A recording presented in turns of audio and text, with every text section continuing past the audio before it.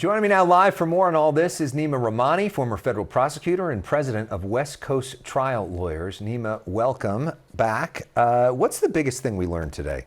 Well, the biggest thing we learned today is the defense is trying to undermine their own client. I've never seen anything like this, Alex. You know, you have the prosecution saying that Keefe D is a criminal mastermind, the shot caller. Then you have the defense turn around in opening statements and say that their own client is full of crap and don't believe him. That's because this case is largely based on his own confessions to LAPD, a federal task force, and in this tell-all memoir. And of course, the defense is saying that he's just a fool, boasting, bragging, but none of it's true. I mean, you like literally have never seen this before, right? The defense saying, don't believe my guy, and the prosecutor say, this guy's so honest, believe him on everything. Why did he confess so many times? Well, the defense is saying that he did it to sell books, to gain street cred, to act that he was more important than he was. They say he even lied about being ringside at that Mike Tyson fight. He wasn't even in Las Vegas at the time the murders happened. Of course, the prosecution gives a very different story, that he was actually in the front seat of a white Cadillac that pulled up right next to Tupac Shakur. Suge Knight was driving, and he was the one that passed that firearm to someone in the back that pulled the trigger. For people that may be of a younger generation, can we explain why this case is so important? How big a deal Tupac Shakur was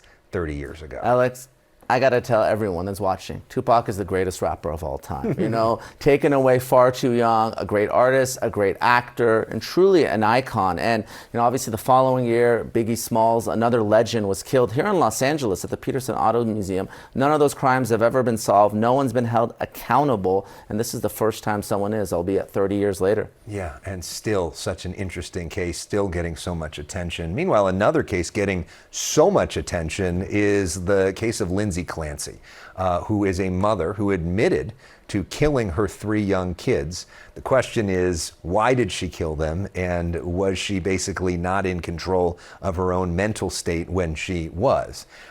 Today, first up, let's just talk about this case has captivated the nation in a way that few have, especially on social media. Oh, I haven't seen anything like this. Maybe going back to Johnny Depp and Amber Heard, there's so many people that are following this case live, gavel to gavel. You have influencers on social media. By far the biggest case on TikTok, bigger than Mangione, bigger than anything that we've covered on the show. I don't recall anything like it. There are people who are even watching who are somehow blaming the husband, even though she's admitted responsibility, of course saying that she was not criminally responsible, but that she did it.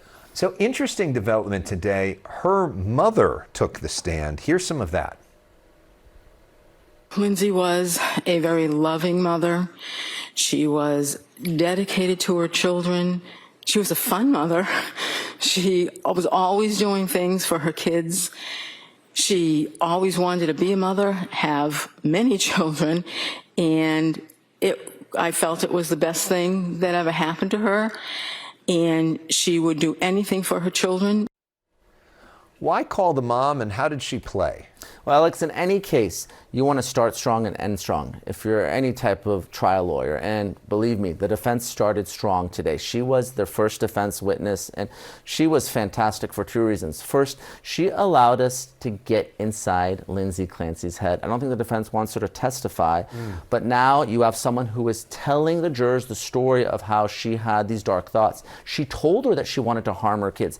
And this helps build the timeline that this wasn't just something that was fabricated after the fact. This was something that was really days and weeks leading up to the murder. And of course, we know that she voluntarily checked herself in. Another important thing, we got in a lot of the text messages between the two where you see that her mental health is really deteriorating very rapidly in January of that year. So I think it was good. We got in her mind and we got her messages without the defendant having to testify. And why would it be a bad idea to have the defendant testify, or would it be? Well, you know, whenever you are thinking about putting your client on the stand, if you're a criminal defense lawyer, the entire case usually will come down to his or her testimony. The cross-examination will be rigorous, and in a case like this where you've killed your 3 kids and admitted to doing so, it'll be brutal. So if you are a good defense lawyer and you can get out that story without putting your client on the stand, that's a win, and I think the defense won today. Well, it'll be interesting to continue to follow that tomorrow. CNN streaming coverage of that. CNN also with streaming coverage of the Tupac case. Our colleague Laura Coates is hosting that, so you can check that out on the CNN app tomorrow. Neama, thank you so much for being with us once again.